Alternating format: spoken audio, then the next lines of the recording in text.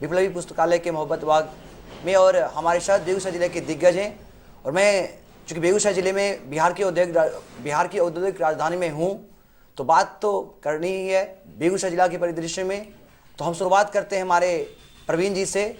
चूँकि पत्रकार लोकतंत्र के चौथे स्तंभ हैं और समाज को नज़दीक से देखते हैं, तो आइए इनसे जानते हैं और कि क्या कहना है, क्या इनके मन में विचार आ रहे हैं कि बेगूसराय का जो चुनाव परिणाम आया। प्रवीण जी, क्या लगता है आपको, जहां पर जिसे कभी बेगूसराय को मिनी मास्को कहा जाता था, और यहां से पुनः एक बार सीपीआई ने संपूर्ण बिहार स्तर में अगर कहा जाए तो संपूर्ण बिहार में सीपीआई ने यहां अपने आप को फिर से मजबूत किया, एक पुनः एक उसमें चेतना जगी। 2 विधायक यहां से बेगूसराय जिले से, यहाँ से तेघरा और बखरी विधानसभा में उनके कैंडिडेट जीते हैं। लोजप्पा संपूर्ण बिहार में, ये बेगूसराय एक ऐसी धरती है जिसने हर किसी को जीने का एक सहारा दे दिया है। संपूर्ण लोजप्पा, जहां से किसी का खाता नहीं खुल पाया, बिहार से लोजप्पा का एकमात्र अगर सीट अगर उसे मिला है, उसे भी जिंदा रखा है, तो यही बेगूसराय का मटिहानी विधानसभा। बीजेपी की हम बात करते हैं तो बीजेपी के मुख्य जो एनडीए में बीजेपी के 3 सीट थे, 3 जगह से बीजेपी चुनाव लड़ रही थी, जिसमें 2 जगह से बछवाड़ा, आज़ादी के इतने वर्षों के बाद बछवाड़ा में कमल खिला, जो कि बहुत बड़ी उपलब्धि रही बीजेपी के लिए। और बेगूसराय, इससे पहले जो यहाँ पर सदर बेगूसराय की हम बात कर रहे हैं, कांग्रेस की विधायक थी, लेकिन इस बार भाजपा के प्रत्याशी यहाँ से जीते हैं। और राजद जो कि 2 सीट पर विजयी हुआ है, साहेबपुर कमाल विधानसभा और चरिया व्यापुर विधानसभा से। लेकिन एकमात्र ऐसी पार्टी है जो कि सत्ता में मूल रूप से काबिज थी, नीतीश कुमार की पार्टी जदयू, जिसका खाता यहां से नहीं खुला। तो इन तमाम परिदृश्यों को सर आप कैसे देखते हैं?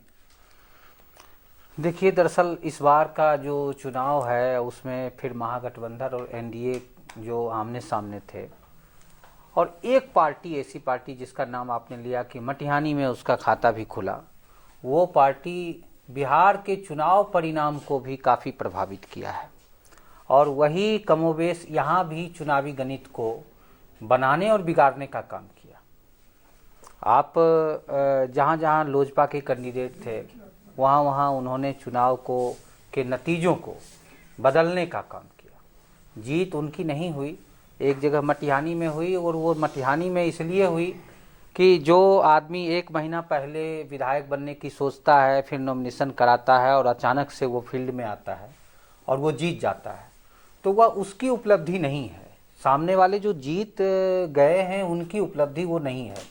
उपलब्धि यहाँ ये है कि जदयू के 15 साल से जो विधायक बने रहे यहाँ पर, और उनके बिगड़े बोल, पहली बात है। दूसरी बात है कि सेवा का महत्व तो यहाँ क्या पूरे बिहार में आप हाल में देख रहे होंगे कि पप्पू यादव रो रहे थे टीवी पर कि भाई जी। सेवा का कोई महत्व नहीं, जबकि वो बाढ़ के पानी में उनको दिखाया गया था पटना में, वो काफ़ी मदद कर रहे थे। तो सेवा का महत्व जनता के हिसाब में, खाते में अभी आता नहीं है। अभी जातीय हिसाब है, जातीय समीकरण है, कहीं कोई पार्टी और सिद्धांत का मसला नहीं है, कुर्सी पाओ अभियान है। और मटिहानी में खास करके वो बोगो हराओ अभियान जो है वो हुआ, वो इसलिए हुआ कि लोग सत्ता में आने के बाद कहीं ना कहीं आप एक इस दिशा में तो नहीं ध्यान हमारा आकृष्ट कर रहे हैं कि जो उनका एक बयान आया था काफी विवादित, हाँ, वो माई का लाल वाला जो बयान है उनको काफी नुकसान पहुंचाया है। काफी अफसोस रहा होगा इस बात। दूसरी बात है, मुझे इसलिए भी अफसोस नहीं है कि बदलाव की जरूरत थी मटिहानी में। आपको नहीं, मतलब बोगो सिंह को तो अफसोस जरूर इस बात का। हाँ बिल्कुल, उनको तो अफसोस, अब पता नहीं होता है कि नहीं होता है। उनका एक वीडियो हाल में जारी हुआ था सोशल मीडिया पर भी कि मैं अगर हार जाता हूं मटिहानी से तो मैं संन्यास ले लूंगा। जी। अब लिए हैं नहीं लिए हैं हमको इधर की जानकारी नहीं है चुनाव के बाद की। तो ऐसी स्थिति जो बनी है, जनता, मटिहानी की जनता बदलाव चाहती थी, और बदलाव के लिए सबसे कारगर और पढ़े लिखे लोगों में से एक कैंडिडेट जो मिला राजकुमार सिंह के रूप में, उसको जनता ने चुना है। अच्छा, आपने मटिहानी की बात की, बेगूसराय के संदर्भ में, चूंकि यहाँ पर लग रहा था कि पुनः एक बार, चूंकि कांग्रेस एकमात्र बेगूसराय में जो उसको मिला था, महागठबंधन से जो सीट मिली थी बेगूसराय। देखिए, बेगूसराय में 2 बातें हैं। एक तो जो कैंडिडेट है वह भी युवा है, सामने जो भाजपा के कैंडिडेट हैं दूसरी बात है कि मोदी का जो कार्ड है वो कार्ड यहाँ काम किया बेगूसराय में। तीसरी बात एक और आ रही है आम लोगों के बीच में कि महागठबंधन में भी सही रूप से कुछ पार्टियां ऐसी हैं जिनका मैं नाम नहीं लेना चाहूँगा, उन्होंने खुलकर कांग्रेस को साथ नहीं दिया, जिसके कारण भी मामूली अंतर से हार हुई है। तो ये उनके अंदर भीतरघात भी कहा जा सकता है। जी जी जी। जिसके कारण अमिताभ भूषण जैसे नेता की हार होती है वहां से, और एनडीए वहां से जो कि काफी एक राजनीति से परिवार से जुड़ी और रही फिर है। लगभग वही सीन आपका बछवाड़ा का भी है कि बछवाड़ा में अगर गरीबदास ने चुनाव को प्रभावित किया, जी, गरीबदास 49,000 से अधिक कांग्रेस के बागी उम्मीदवार जी, कर हाँ, लीजिए। हाँ। उनके पिताजी विधायक थे और वो वहां से खड़े कांग्रेस होने के बहुत के बड़े कारण चेहरे हैं। अगर गरीबदास नहीं होते तो फिर वहां से वामपंथ जो कहा जा रहा है कि बदलाव हुआ है, वो बदलाव नहीं होता। जो भी हो, लेकिन ये तो सब एक है कि राय जी और भाई जी के भी जो केंद्रित राजनीति थी, हाँ। उसे यहाँ पर भाजपा ने बिल्कुल वहां पर जीत हासिल की है। और इतने वर्षों के बाद चलिए, बहुत धन्यवाद प्रवीण जी, आपने अपने विचार हमारे साथ साझा किए। हमारे दूसरे वक्ता हमारे साथ हैं हमारे जिले के जनकवि जिनानाथ सुमित्र जी। आइए इनसे मिलते हैं और जानते हैं बेगूसराय के संदर्भ में। सर, जैसा कि आप कवि हैं, आपको हर तरह की कविता लिखने की आदत है और लोगों के लिए लिखते हैं। क्या लगता है आपको, जो 7 विधायक बेगूसराय से बने हैं, कौन बने हैं? क्योंकि आप कवि के नाते आपको किसी पार्टी को सपोर्ट तो करते नहीं, एक जनमानस को लिखते हैं। क्या लगता है सर, 7 विधायक में से आपको लगता है कि 7 विधायक जनता की उम्मीदों पर खरा उतरेंगे? अगर जनता से जुड़े हुए थे, जनता से, जनता के सुख दुख से जुड़े, जैसे अभी कहा कि सेवा की कीमत नहीं है, लेकिन संपर्क की कीमत है। सेवा की कीमत नहीं है, लेकिन संपर्क की कीमत है। आप अगर विधायक हो गए हैं तो 5 वर्षों तक आप अपनी जनता के साथ जुड़े हुए हों, और जुड़ने वालों को जनता चाहती है। हम लोगों ने बहुत सारे विधायक देखे, बहुत सारे। कंधा पर कर्पूरी जी रोगी को उठा लेते थे, अस्पताल ले जाते थे, इसलिए तो मुख्यमंत्री बने भाई, और झोपड़ी उनकी बनी रह गई। लेकिन आज जो विधायक हैं या जो बनना चाहते हैं, उनमें चारित्रिक उत्कर्ष की बिल्कुल जरूरत है। जैसे व्यक्तिगत मैं किसी का नाम लेना नहीं चाहता हूं, जो 5 साल पहले विधायक रहे, उन्होंने क्या किया अपनी जनता के लिए? शिक्षा के क्षेत्र में, स्वास्थ्य के क्षेत्र में, सड़क के क्षेत्र में, सुरक्षा के क्षेत्र में, शोषण न हो के लिए, दोहन न हो के लिए किसने क्या किया? तो हमारा जो जनतंत्र अभी है, हमारा जो ये चुनाव की प्रक्रिया है, अभी तो आपने सुना कि कितने अपराधी हैं, कितने अरबपति हैं, कितने खरबपति हैं। मैं भी एक बार विधायक में खड़ा हुआ था निर्दलीय, और मैंने एक शीशम बेचा था 300 में और एक बाछा बेचा था 700 में। तो 7-3 1000 में चुनाव लड़ लिया। और जो जीप पर चढ़कर वोट मांग रहे थे निर्दलीय, उनको भी हमसे कम वोट आया, और कांग्रेस के बहुत बड़े विद्रोही नेता थे। मेरा कहना है कि जनता अभी एक पटना साइंस कॉलेज के प्रोफेसर जो पहले वो डीएसपी थे, डॉक्टर वो अखिलेश, वो उधर खड़ा हुए थे, वो पूर्णिया साइड सीमांचल में, और उनको 10,000 वोट आए। क्यों भाई? ऐसे लोग खड़ा होंगे तो आप क्यों नहीं वोट दोगे? फिर वही किस्सा, जात वाली कहानी, पैसा वाली कहानी। वो 5 करोड़ रुपया ले, मैंने सुना है एक मुखिया को एक कैंडिडेट 5 लाख रुपया देता है जी, और चुनाव के पहले रुपया बांटने वाले रुपया बांट रहे। आप तो पत्रकार हो महाराज, कि करोड़ों रुपये इनकम टैक्स वाला ने पकड़ा जी जी, और करोड़ों रुपये नहीं पकड़ा। वो रुपये कहाँ गए? जो अभी जानते हैं कि हमको भिखारी बनाया जा रहा है। अरे यह गरीबों का देश है और यहाँ अमीरों का राज है। हम गरीब बुर्बक हैं, धर बुर्बक देश का। मैं हूं ना, मैं भी अपने को अमीर समझता हूं। काय का अमीर हो तुम भाई? आप बहुत अच्छा अंगा धोती पहनते हो, 2 महला घर है आपका, आप अमीर कैसे हो गए? लेकिन आप भी अपने को अमीर समझते हो, क्योंकि संभावना अमीर होने की आप में भी है कि पेट्रोल पंप पर नौकरी करने वाला का बेटा अगर दुनिया का तीसरा अमीर हो सकता है तो आपका बेटा क्यों नहीं होगा। तो ये जो हमारे पास अर्थ की भूख है, ये अर्थ की भूख सिद्धांत को व्यर्थ कर रही है। अभी जितने हमारे एमएलए हुए हैं, मैं सबको धन्यवाद देता हूं। एक सर्वेश जी एमएलसी हुए, बेगूसराय में पहली बार हुए हैं, और उनकी खूबी है कि वो सेल टैक्स कमिश्नर या इनकम टैक्स कमिश्नर थे, और यहाँ आकर उन्होंने अपने भाई का कारखाना देखा, ये वो स्कूल खोला, कॉलेज खोला। इतने गजब लोग हैं कि इस पुस्तकालय के वो संरक्षक हैं, अब मेरे जैसे लोगों के भी संरक्षक हैं। उन्होंने कहा दीनानाथ जी, आप सुना है पार्टी ऑफिस में रहते हो, दुख है, आप चले आओ मेरे यहाँ, मैं आपको खाना दूंगा और पॉकेट खर्चा दूंगा, और वहीं बैठो कविता लिखो। इतना तो कहा। जी जी, इतने संवेदनशील है। तो ऐसे अगर हमारे विधायक हो जाएं तो क्षेत्र का कल्याण होगा, बिहार का कल्याण हो जाएगा, जी, और भारत का कल्याण। जी, बहुत बहुत धन्यवाद सर। मैं अपने तमाम जीते हुए विधायकों को आशीर्वाद देता हूं, सब मेरे से कम उम्र में हैं, और वो वही कहें जो मैं चाहता हूं। आप बाढ़ रोक नहीं सकते हो ना, जी, लेकिन बाढ़ के समय घर में घुसे नहीं रह जाना। जी, बिल्कुल बिल्कुल, बहुत बहुत धन्यवाद सर। तो अभी आपने दीनानाथ सुमित्र से विधायकों के लिए आशीर्वचन सुने। हमारे तीसरे वक्ता के रूप में महेश जी हैं, जो कि स्वतंत्र लेखक हैं और हिंदुस्तान के काफ़ी कुछ लिखा है उन्होंने, और बेगूसराय के बारे में काफ़ी अच्छा अनुभव है इनको।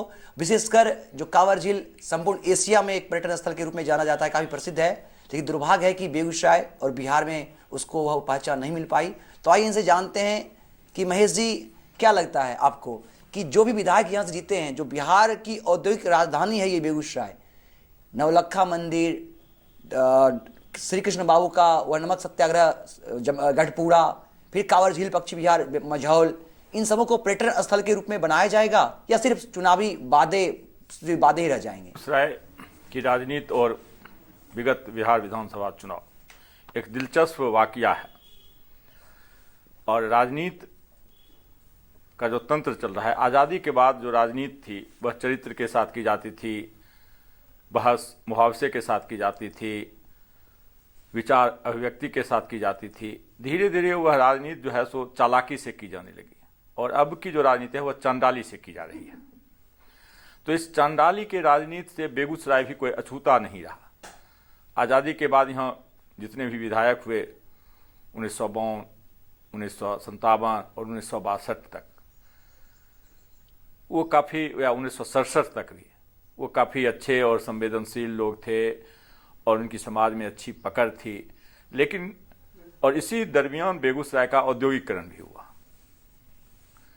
रिफाइनरी खुले, डेयरी खुले, थर्मल का कारखाना खुला, फर्टिलाइजर खुले, छोटे छोटे उद्योग खुले, शहर का विकास हुआ, बेगूसराय का विकास हुआ, और धीरे धीरे करके यहाँ पर वाम पार्टियों का भी उदय हुआ। बिहार में ही नहीं, उत्तर भारत में पहला एमएलए 1956 में यहाँ से चंद्रशेखर सिंह सीपीआई के चुने गए, और फिर उस समय के सीपीआई का एक संघर्ष चला भूमि आंदोलन वगैरह को लेकर के। तो वह एक मूवमेंट था जहाँ पार्टियाँ संघर्ष और विचार के साथ आगे बढ़ रही थी। सोशलिस्ट पार्टी का क्लास चलता था, कम्युनिस्ट पार्टी का वर्ग चलता था, और लोग बहस मुआवजे करते थे, कार्यकर्ता तैयार करते थे, कांग्रेस पार्टी के सम्मेलन होते थे। धीरे धीरे सारी चीज़ें विलुप्त होती गई, और जो एक आंदोलन चला वह आंदोलन पार्टीगत हो गया। और 1990 के बाद जो मंडल आंदोलन के बाद सिस्टम चला वह जातियों पर आ गया। बेगूसराय भी उससे अछूता नहीं रहा, बेगूसराय का चुनाव भी उसके बाद इससे अछूता नहीं रहा। बेगूसराय चुनाव में भी, और 1991 का चुनाव अब जब देखेंगे संसदीय चुनाव, तो उस समय जो सीपीआई के नेता थे और बलिया से एमपी थे सूर्यनारायण सिंह, जो काफ़ी लोकप्रिय थे, तो उन्होंने इन पंक्तियों के लेखक से एक बात कही थी। जब बेगूसराय संसदीय क्षेत्र के एक उम्मीदवार ने मंच पर से ही कहा था कि ये आरक्षण विरोधी जो है सो मुट्ठी भर नहीं चुटकी भर हैं, और कुछ और बातें बोली थी, तो सूर्यदा वहाँ से उतर करके चल दिए थे। कहे थे कि अब हम जैसे लोगों के लिए, अच्छे लोगों के लिए राजनीति करना कठिन है। और प्राकांतर में उसका असर देखा गया कि जब तक वामपंथी पार्टियां, जिसके कभी जिला में 5 विधायक हुआ करते थे, और इन जातिवादी पार्टियों के आते आते उनका वैचारिक अवधारणा खत्म हो गया, गरीब पक्षी उनका जो चरित्र था, व्यवस्थाएं थी, वो खत्म हो गया, और राजनीति फिर जातिवादियों और बड़े बड़े जो पैसे वाले लोग थे उनके अंदर आ गया। और इस चुनाव 2000 ईस्वी के बाद से ही यह जो सिस्टम था वह ज्यादा तेजी से आया। राजन जी जैसे लोग चुनाव हार जाते हैं और बोगो सिंह जैसे लोग चुनाव जीत जाते हैं। रामजीवन सिंह जो राजनीति के संत पुरुष हैं, शत्रुघ्न सिंह शिक्षकों के नेता हैं, शिक्षाविद हैं, चरित्रवान लोग हैं, चुनाव हार जाते हैं, और सूरज भान सिंह जैसा लोग इसी बेगूसराय की धरती से चुनाव जीत जाते हैं। तो जब यह प्रक्रिया हुई और ऐसे ऐसे लोग राजनीति में आ गए, कहीं ना कहीं बेगूसराय का उन्नत विकास अवरुद्ध हुआ। तो बेगूसराय में चरित्र और विचार की जो राजनीति वह समाप्त होती गई, और जातिवादी और पैसे वाले लोगों के हाथ में राजनीति चलती गई। वामपंथी राजनीति गौण होते गए और जातिवादी राजनीति हावी होती गई। और एक समय आया जो राजद जैसी पार्टियों के, जो विशुद्ध जातिवादी पार्टी और धर्मवादी पार्टी के साथ रह गई, जो MY के समीकरण से संचालित पार्टी थी, उसका जिला में वर्चस्व हो गया। और आज वामपंथी पार्टी भी उसके पीछे जा रही है। और इस चुनाव में आपने देखा कि उसी की कृपा से यदि वह MY का समीकरण नहीं रहता तो जो वामपंथ के 2 जीते हैं वो नहीं जीतते। जी। और जहां भी 2 जगह वामपंथी पार्टियां सेकेंड या थर्ड पर आई, वह भी उसी के कृपा से। कोई वामपंथ का बड़ा वोट बैंक हो गया है, ऐसी बात नहीं है। तो एक यह बात है कि वामपंथ का तो उदय हुआ, लेकिन वह जातिवादी समीकरण की जो पार्टियां हैं उसके सहारे हुई। वामपंथियों का जो यहाँ एक व्यक्तिगत प्रभाव था इस जिले में, वह नहीं हो सका। जी। दूसरी बात जो हुई कि आपने अभी चर्चा की, मटिहानी विधानसभा क्षेत्र। मटिहानी विधानसभा क्षेत्र एक अजूबा विधानसभा क्षेत्र बन गया पूरे बिहार में इस बार, क्योंकि लोक जनशक्ति पार्टी ने बिहार में जो 134 उम्मीदवार खड़ा किए तो उसका एक ही उम्मीदवार जीता, वह मटिहानी विधानसभा क्षेत्र से जीता। और जीता क्यों? जीता तो जो 15 वर्ष से यहाँ MLA थे बने हुए, उनके विरोध में यहाँ एक लहर थी, और लोगों ने उस लहर में परिवर्तन की बात की, और जो एक वर्चस्व की राजनीति थी उस वर्चस्व के खिलाफ एक वर्चस्ववादी आदमी को खड़ा किया। वामपंथी उम्मीदवार तीसरे नंबर पर चले गए, और वो वर्चस्ववादी MLA जो थे 15 वर्षों से, वो चुनाव हार जाते हैं, और एक दूसरा लोजपा का यहाँ से उम्मीदवार जीत जाता है। तो एक परिवर्तन है, लेकिन वह परिवर्तन नहीं है जिस परिवर्तन में कोई अच्छा लोग आवे राजनीति में। जी, बहुत बहुत धन्यवाद सर आपका। 2020 बिहार विधानसभा के चुनावी परिणाम में हम बात कर रहे हैं बेगूसराय जिले की, और हमारे साथ हैं बेगूसराय के मशहूर चिंतक, विचारक, प्रख्यात लेखक और जनमानस के साथ हमेशा खड़े रहने वाले, 3 बार मटिहानी विधानसभा से विधायक रहे राजेंद्र राजन जी। आइए इनसे जानते हैं कि क्या देखते हैं इस बार का चुनावी परिणाम बिहार के बेगूसराय जिले के संदर्भ में। चूंकि जो वामपंथ कमजोर पड़ता जा रहा था, कहीं ना कहीं उसे संजीवनी मिला है इस बेगूसराय के विधानसभा से, बेगूसराय के तेघरा और बखरी विधानसभा से। और कहीं ना कहीं जो वामपंथ साम्यवाद की बात करता था, समाजवाद की बात करता था, जो कभी कांग्रेस के खिलाफ रहता था, छोटी छोटी जो जातिगत पार्टियां थी उसके हमेशा खिलाफ होता था, आज उन्हीं के साथ महागठबंधन का हिस्सा है। ऐसा क्यों? आपका है महागठबंधन का हिस्सा वामपंथ क्यों? और CPI जिसके 5 विधायक थे, आज 2 विधायक बने, लेकिन स्वतंत्र हैसियत से नहीं, महागठबंधन का हिस्सा बन के। ऐसा क्यों? तो सर्वप्रथम तो आपको देश की राजनीति को देखना होगा कि वहाँ भी बिना गठबंधन के अब कोई सरकार नहीं बन पा रही है। कांग्रेस जिसके सबसे ज़्यादा MP हुआ करते थे, विधायक हुआ करते थे, आज वो पीछे पड़ गई। और भाजपा भी आज ताकतवर बनी है, चाहे जिस नाम पर बने, हिंदुत्व के नाम पर, सांप्रदायिकता के उभार के नाम पर, लेकिन वो भी अकेले सरकार चलाने के लिए सक्षम नहीं है। यही बिहार की स्थिति है।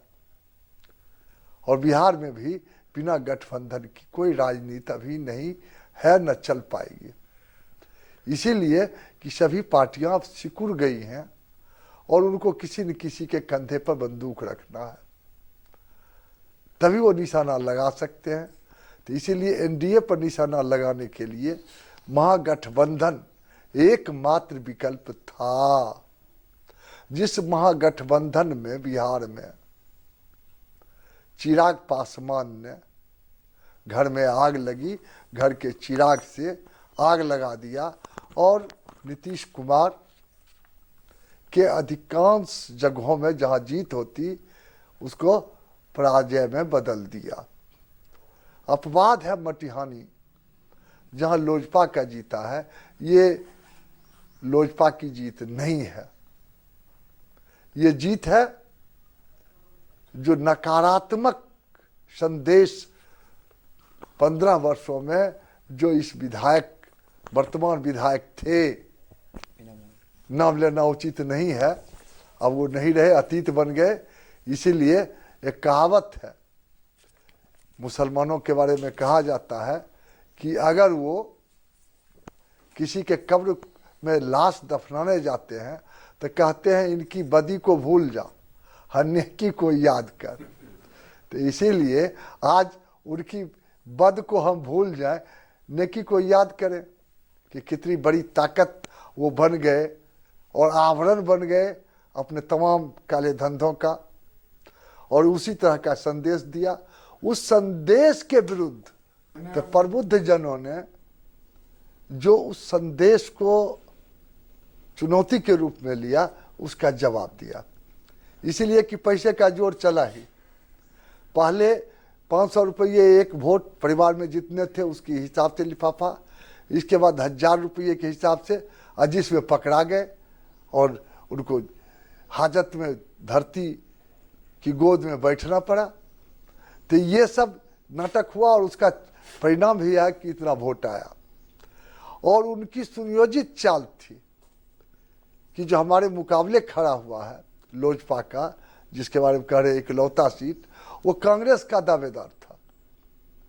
उसका परिवार संपूर्ण सब दिन कांग्रेसी रहा है, बूथ लूटने के दौर में भी, और जब समझौता हुआ शांतिपूर्ण मतदान के दौर में, जब उस परिवार में डॉक्टर, इंजीनियर, बिजनेसमैन बनने लगे, चरित्र बदल गया, तो उस दौर में भी संपूर्ण परिवार कांग्रेसी बना रहा। और वही परिवार, उसी का एक दीपक कांग्रेस में जब तेल बाती नहीं मिली तो चिराग जलाने के लिए खड़ा हो गया। और इसीलिए उसकी जीत जो है वो जीत है जनता के प्रबुद्ध लोगों की नकारात्मक और आतंकवादी नहीं कह सकते हैं, अहंकारवादी वक्तव्य के विरुद्ध। चलिए अब बेगूसराय में महागठबंधन की राजनीति और वामपंथ जो आपका सवाल है, तो वामपंथ का सीट जो यहाँ मिलता था, तो बरौनी जहाँ से सबसे ज़्यादा वोट से वामपंथ का एक सीपीआई का उम्मीदवार रामरतन सिंह जीते हैं। वो रामरतन सिंह 10 वर्षों के बाद जो 1957 से जब कम्युनिस्ट नेता चंद्रशेखर सिंह के पिता होने के गुनाह में रामचरित्र बाबू को उम्मीदवारी नहीं दी गई कांग्रेस से, तो उन्होंने चैलेंज एक्सेप्ट करके निर्दलीय उम्मीदवार बन के दिखा दिया कि हम उसूल के साथ जीने वाले लोग हैं। और 5 साल वो रहे, उसके बाद 62 से लगातार 10 साल पहले तक यहाँ कम्युनिस्ट विधायक रहे, और कॉमरेड चंद्रशेखर जब तक जीवित थे तब तक विधायक थे। इसीलिए वामपंथ संघर्ष और वैचारिकता के आधार पर सांगठनिक शक्ति के बल से जनता का दिल जीत के चुनाव जीतती थी। कोई गठबंधन नहीं था। कॉमरेड चंद्रशेखर के चुनाव के समय कोई गठबंधन नहीं होता था। 67 से गठबंधन की राजनीति शुरू हुई। उस वक्त लड़ाई थी कांग्रेस के। सर हम बात करते हैं सर हम बात करते हैं कि आपने बिल्कुल बात कही, वामपंथ की बात आपने की। हम बेगूसराय के बछवाड़ा विधानसभा को नहीं छोड़ सकते। मैं इसलिए जिक्र कर रहा हूं कि जो उसकी आज़ादी के बाद तक, इतने वर्षों के बाद तक वहां पर सिर्फ 2 ही व्यक्ति तक केंद्रित रहा वहां का राजनीति। जैसा कि आप भी जानते हैं, अवधेश राय वहां से विधायक होते रहे, फिर अभी रामदेव राय जी हमारे बीच नहीं रहे, और वो वहाँ से लगातार विधायक होते रहे।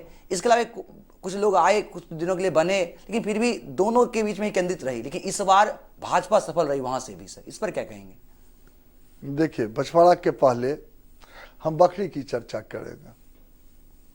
बखरी में सूर्यकांत पासवान सीपीआई का कैंडिडेट, चाहे जितने वोट से जीते, लेकिन जनता के प्यार और समर्थन से जीता। जी जी। जो लोग वहां बाहुबली पैसे बांटने वाले थे, उनके मुकाबले जनता ने एक कार्यकर्ता को महत्व दिया। और बरौनी में भी कॉमरेड राम रतन सिंह कार्यकर्ता बने रहे, हारे तब भी, जीते मुखिया और जिला परिषद तब भी। और इसीलिए एक सादगी, कर्मठता और जनता की समस्याओं को लेके सीधा जुड़ाव। तो दो जगह की जीत ये है। बछवाड़ा में पहले सोशलिस्ट पार्टी का गढ़ था, उसके पहले कांग्रेस का गढ़ था। और जब हाल के चुनाव की चर्चा जो आप कर रहे हैं, तो रामदेव राय कांग्रेस के, जिन्होंने कर्पूरी ठाकुर को पार्लियामेंट के चुनाव में पराजित किया था, उनके घर में घुस के, बेगूसराय जिले में नहीं, समस्तीपुर में जी जी। तो एक लोकप्रियता थी। और रामदेव राय सब तबके का वोट लेते थे, केवल जातीय वोट उनका नहीं था। उनका एक ऐसा व्यक्तित्व था कि शवों के साथ उनका सीधा सरोकार था। और भ्रष्टाचार के नाम पर जितने आज तराजू पर बैंक की तरह तौले जा रहे हैं, उसमें भी उनकी गिनती नहीं थी। और वो सीटिंग थे, और उनकी मृत्यु हुई। और उनके बेटा की दावेदारी कांग्रेस की ओर से 2 महीना पहले से शुरू हो गई थी। लेकिन ऊपर महागठबंधन में, चाहे जिस कारण से भी हो, जैसे भी हो, ये सीट सीपीआई के कैंडिडेट को मिल गया, जो महागठबंधन में सीपीआई को जोड़ने के लिए एक प्रबल पक्षधर के रूप में थे। और इसी आधार पर वो दावेदारी किया। और कांग्रेस, जिसका नेचुरल जस्टिस के आधार पर उम्मीदवारी बनती थी, नहीं हुआ, सिटिंग था वो। जी जी। नहीं थे तो उनका बेटा था। जी जी। तो ये सहानुभूति जो उसके प्रति थी, कहने उसका रिएक्शन, चुनाव में उसका रिएक्शन हुआ। और गरीब दास अगर उम्मीदवार नहीं होता, या गरीब दास ही केवल उम्मीदवार महागठबंधन का उम्मीदवार तो अजय बहुमत से जीतते। जी जी, बिल्कुल। और गरीब दास नहीं होता तो सीपीआई के कैंडिडेट को ज्यादा वोट मिलता। कहीं ना कहीं। और इसीलिए ये जो है कांग्रेस के ऊपर आरोप लग रहा है कि 70 लड़े 19 क्यों, और उनके ऊपर यही आरोप है जी जी कि आपने जीतने वाले सीट को छोड़ क्यों दिया। तो ये कांग्रेस के अंदर की बात है, वो चलेगी। लेकिन बछवाड़ा के संदर्भ में यही है कि 2 में से कोई एक होते तो वो सीट जीतते। सर, कन्हैया कुमार, मैं इसलिए क्योंकि कन्हैया कुमार बेगूसराय की धरती से हैं और काफ़ी नाम ख्याति उनका, अपना एक स्टार प्रचारक के रूप में जाने जाते हैं, और युवा भी हैं। और चूंकि भारत युवाओं का देश है और बिहार विधानसभा युवा के नाम पर लड़ा गया, तो फिर कन्हैया कुमार यहाँ से उम्मीदवार क्यों नहीं हुए? देखिए, कम्युनिस्ट पार्टी के अंदर जो पार्लियामेंट के कैंडिडेट हो जाते हैं, वो विधानसभा या विधान परिषद के चुनाव को नहीं लड़ते हैं। अपवाद कॉमरेड शत्रुघ्न सिंह हुए, जो विधान परिषद का चुनाव लड़े और हार गए। तो ये अपवाद था जिसको पसंद ऊपर से नीचे तक कहीं नहीं किया गया। और इसका जवाब भी कहीं से हम लोगों के पास नहीं था, उनके पास होता, अलग बात है। तो इसीलिए कन्हैया जो एक राष्ट्रीय चेहरा बना, नए खून का वो नेता बना, तो वो विधानसभा का चुनाव लड़के अपने को पार्टी के सिद्धांत से अलग नहीं कर सकता था। और इसीलिए उसने साफ साफ कहा था, पहले ही कहा था कि पार्टी हमको चुनाव के अंदर जहां भी इस्तेमाल करेगी करेंगे, हम कैंडिडेट नहीं हैं। और इसीलिए कन्हैया ने पार्टी की नीतियों के आधार पर इस बात की चर्चा की थी। जी जी, बहुत बहुत धन्यवाद सर, आपने अपने विचार हमारे साथ साझा किए। ठीक है ना सर? एक सर बचे हैं, उनका थोड़ा सा एक छोटा सा, ठीक है। हमारे साथ अंतिम वक्ता के रूप में संतोष कुमार ईश्वर जी हैं, जो कि एक शिक्षक हैं और प्रगतिशील विचारक। आइए इनसे मिलते हैं और जानते हैं कि क्या देखते हैं इस बार का जो चुनावी परिणाम आए हैं बेगूसराय विधानसभा के संदर्भ में, 7 विधानसभा को ध्यान में रखते हुए इनके क्या विचार हैं। धन्यवाद ज्ञापन करवाइएगा। पीछे बैठे हुए हैं। ठीक है, ये लगेगा मोहब्बत बाग में। ठीक। बिहारी सब पर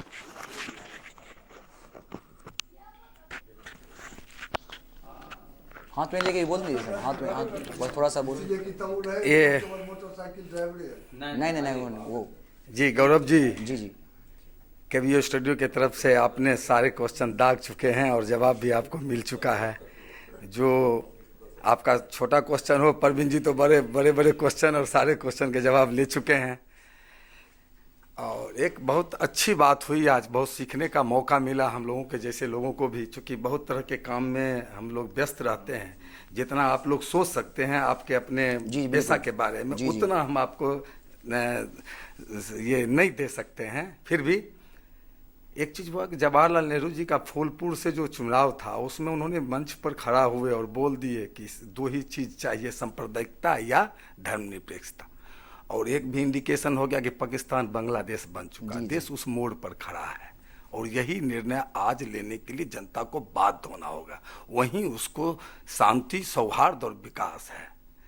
तो दूसरी बात कि हमारे कवि जी भी बोले शिक्षा के मद में, सही में शिक्षा, शिक्षण और शिक्षक बहाली नीतीश जी ने किया था 4 लाख कुछ टीचर को, और ब्लॉक में भी बहुत सारे कृषि सहयोग, और गांव में भी महिलाओं को भी बहुत तरह की बहाली हुई। लेकिन वो सम्मान नहीं था, वो पेंशन, वो वेतन नहीं था, और वो नजरिया, समाज के प्रति नजरिया ये हुआ।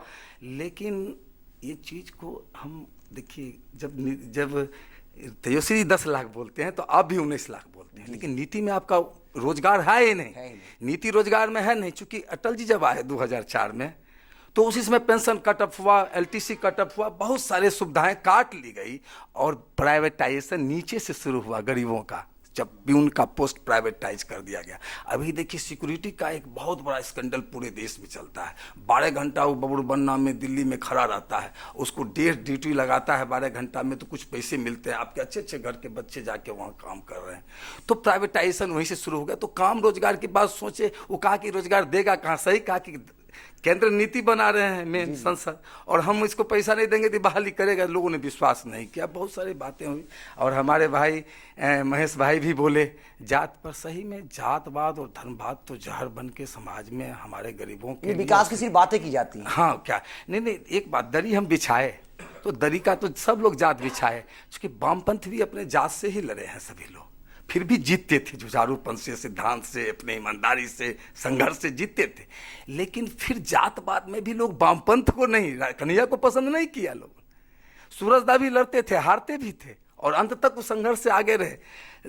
सर भी लड़े हैं, हमारे राजन जी भी लड़े हैं, जाते दोनों तरफ। लेकिन फिर जातवाद में भी, धर्मवाद में भी वामपंथ को अलग करते थे। तो भारतीय राजनीति में लोकतांत्रिक व्यवस्था है, विश्वास है। गठबंधन सर कहे कि गठबंधन का ये समय है और परिस्थिति है, लोकतंत्र में विश्वास हम लोग करते ही हैं। और लोकतंत्र को अगर सही ढंग से चलाया जाए तो सचमुच में, अगर संवैधानिक रूप से चला में, तो बेहतर व्यवस्था दे सकती है। तो मजबूरी है। अब इन सारे बातों पर हम लोगों ने किया, तो इस तरह से बहुत अच्छा बहस हुआ। अब बेगूसराय के मैटर पर आप आइए तो थोड़ा सा ले लीजिए कि अब ये शिक्षा के मामला में अभिभावक शून्य संवेदनहीन हो चुके हैं, सरकारी हो या निजी हो।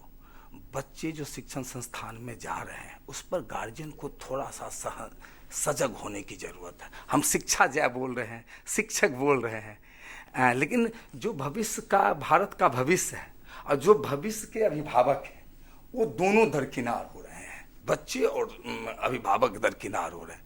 अब बेगूसराय मेन आइए, आप बछवाड़ा से भी देख लीजिए, तो पहले हो गया था कि घोड़ा जो गिरता है तो युद्ध के मैदान में, और लोग कहते हैं प्यार में, ये मोहब्बत बाग में ये आज हम लोगों का ये हो रहा है। तो युद्ध के मैदान में तो रेस होता है, युद्ध जीतने की तमन्ना होती है सबको। तो परिस्थिति बना और जीत हुई।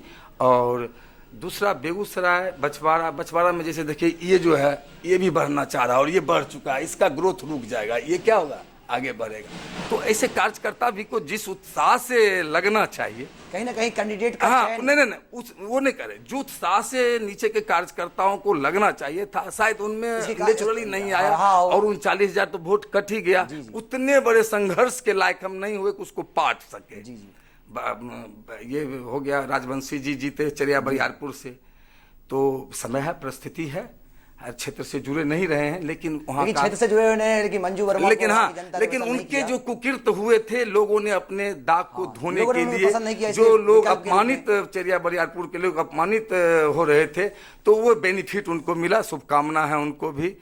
तो ये सारे बात चलिए, बहुत बहुत बेगूसराय में धन्यवाद भी, सर। जी संतोष बेगूसराय जी। में भी वही रहा कि कार्यकर्ता जो गति से जीतते हैं, वो थोड़ा सा रणनीति, थोड़ा सा वहाँ कहीं ना फर्क कहीं पड़ा, रणनीति की कमी दिखी। रणनीति हुआ, तालमेल नहीं हुआ कार्यकर्ता और एक लीडरशिप जो होना चाहिए था महागठबंधन में ओवरऑल, वो कमी रहा कि कोऑर्डिनेट करने वाला नहीं रहा सर। जी जी, बहुत बहुत तो धन्यवाद। ये बहुत तरह से ठीक है आप लोगों को थैंक यू भी, सर, और थैंक बहुत यू सर। जी धन्यवाद। वहीं पे सर के पास ही बैठ जाइए, वहीं बैठे ये बैठे। निश्चित बेटे।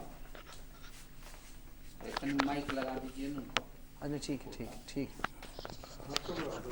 हे बाबू, एक तो ठीक, फोटो ठीक, लेना, ठीक, ठीक, फेसबुक ठीक। पर डाल देना, ठीक, हाँ कैमरा आगे रहेगा, अब फोटो लेना मोबाइल से, ठीक, कि कार्यक्रम हुआ, ठीक कल इसका प्रसारण होगा। ठीक। तो ये घुमाइए शकील आपका नाम सर क्या बोले?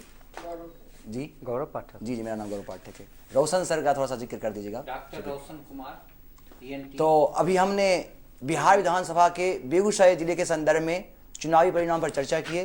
विप्लवी पुस्तकालय के मोहब्बत बाग में हमारे जिले के स्वतंत्र पत्रकार, विचारक, साहित्यकार, दिग्गज और हमारे जिले के गार्जियन लोगों ने अपनी बातें रखी। अब धन्यवाद ज्ञापन के लिए हमारे साथ हैं विनोद जी। आइए इनसे सुनते हैं।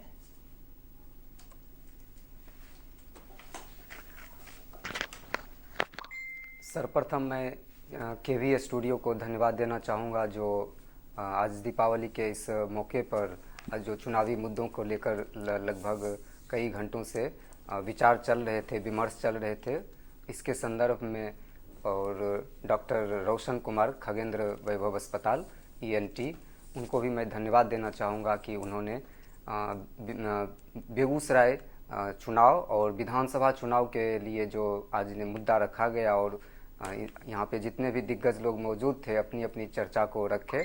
और इस दीपावली के अवसर पर यह जीत और हार जो भी होती है, तो इसके लिए मैं एक अपनी तरफ से एक ये कहना चाहूँगा कि हम लोग आने वाली जो पीढ़ी है उसमें जो कुछ कुसंस्कार जो आते जा रहे हैं, जिसकी वजह से वर्तमान में जो धनबल का जो प्रयोग किया जाता है, और उस धनबल के आगोश में या उस छाये में हमारे युवा पीढ़ी जो आ जाते हैं और अपनी चेतना या अपना दृश्य खो देते हैं, और जो गैर जिम्मेवार लोग हैं, मैं सीधे सीधे नहीं कहूँगा, गैर जिम्मेवार जो लोग हैं या जिनकी उस तरह से कोई समाज में या समाज के प्रति या किसी भी तरह की संवेदना नहीं है, और वैसे लोग चुनाव जीत करके हमारे प्रतिनिधि बन जाते हैं, जो लोकतंत्र के लिए बहुत बड़ा घातक होता है। और पता नहीं संविधान में जो धर्मनिरपेक्षता की जो बात की जाती है, और जब हमारे ये राजनीतिक पार्टियां उसी धर्म के आड़े में वोट लेती है, तो पता नहीं उन पे किसी भी तरह का जो है कोई मतलब संविधान के जरिए उसमें जो कानून है उन पर किसी भी तरह का जो है वो रोक क्यों नहीं लगता है। ये होनी चाहिए, और इसकी शुरुआत तभी हो सकता है जब हम लोग शिक्षा, स्वास्थ्य और सड़क, बिजली या जो भी चीज़ हम लोगों की सुविधाएं हैं उस पे हम लोग जब बहस करेंगे, तब जो है ये जाति का जो ये जो वार किया जाता है और उसके आधार पे जो जीता जाता है चुनाव, तो वो खत्म हो सकती है। और इस मुद्दे में जितने भी लोग यहाँ पे उपस्थित हैं, सर्वप्रथम मैं बेगूसराय जनपद के बुजुर्ग और प्रसिद्ध कवि दीनानाथ सुमित्र सर को धन्यवाद देना चाहूँगा कि वो अपनी जीवटता को निरत बरकरार रखते हुए आज इस परिचर्चा में हिस्सा लिए। और उसके बाद मैं धन्यवाद देना चाहूँगा महेश भारती जी को, जो उतने दूर से चलकर और इस स्टूडियो के भी स्टूडियो में आए और अपने विचारों को बहुत गहरी तरीके से इन्होंने अपनी बात को रखा। और मैं फिर धन्यवाद देना चाहूँगा राजेंद्र राजन सर को, जो मटिहानी से 3 बार विधायक रह चुके हैं और प्रगतिशील लेखक संघ के महासचिव भी हैं और साहित्य में इनकी एक अपनी गहरी पकड़ है और वही साहित्य के लगाव के कारण कहीं ना कहीं वो टीस, वो दर्द जो है इनके मन में बार बार समाज के प्रति, लोगों के प्रति उठती है, जो ये चाहते हैं कि समाज में परिवर्तन हो, बदलाव हो। और मैं फिर धन्यवाद देना चाहूँगा हमारे बेगूसराय जनपद के वरिष्ठ पत्रकार और हमारे मित्र प्रवीण प्रियदर्शी जी को, जिन्होंने बहुत ही बारीकी से अपने शब्दों के जरिए सारी बातों को, चुनाव के जो जीत और हार और कैसे फिर आगे की योजनाओं के बारे में जो इन्होंने बताया, उनको भी मैं धन्यवाद देना चाहूँगा। और मैं धन्यवाद देना चाहूँगा संतोष कुमार ईश्वर जी को, जो केंद्रीय विद्यालय के शिक्षक हैं। इनके मन में भी कहीं ना कहीं वो जो दर्द है, जो वेदना है, वो चलते रहती है, जो ये पसंद नहीं करते हैं कि हमारे आम और आवाम के लिए कुछ नया हो। तो मैं उन्हें भी धन्यवाद देना चाहता हूं। और मैं फिर पुनः केवी स्टूडियो के जो अभी हमारे युवा साथी हैं गौरव पाठक जी, उनको मैं धन्यवाद देना चाहता हूं कि बड़ी बेबाकी से अपने शब्दों को प्रश्नों के जरिए इन तमाम जो लोग हैं उनसे पूछते रहे और सभी लोग अपने उनके जवाबों का जो है वो सटीक जवाब दिए। और मैं फिर केवी स्टूडियो की जो कैमरामैन हैं शकील जी, उनको भी धन्यवाद देना चाहता हूं कि ये विगत 2 घंटे से लगभग अपनी मेहनत से खड़े हैं और बड़ी बारीकी से एक एक चीज़ को जो है इन्होंने अपने कैमरे में कैद किया। बहुत बहुत धन्यवाद। चलिए, बहुत बहुत धन्यवाद आप सबों का कि बहुत बहुत धन्यवाद आप सबों का संपूर्ण केवी स्टूडियो की ओर से। और बहुत बहुत आभार कि रोशन सर ने जो एक सपना देखा जिले के लिए, कहता बेगूसराय बढ़ता बेगूसराय की इस मुहिम में जन जागरूकता के लिए, इस उद्देश्य के साथ केवी स्टूडियो को आपने एक मौका दिया। विप्लवी पुस्तकालय जो कि क्रांति का स्थल है, जहां से देश की आज़ादी के लिए यहाँ से आंदोलन हुए हैं, आवाज़ उठी है, और उसी की कड़ी में आज मैं संपूर्ण केवी स्टूडियो की ओर से आपके प्रति आभार व्यक्त करता हूं और दीपावली और छठ की बहुत बहुत शुभकामनाएं देता हूं और आशा करता हूं कि आप सबों का प्यार और सहयोग हमारे स्टूडियो को मिलता रहेगा। इसी आशा विश्वास के साथ आप सबों का बहुत बहुत आभार, बहुत बहुत धन्यवाद।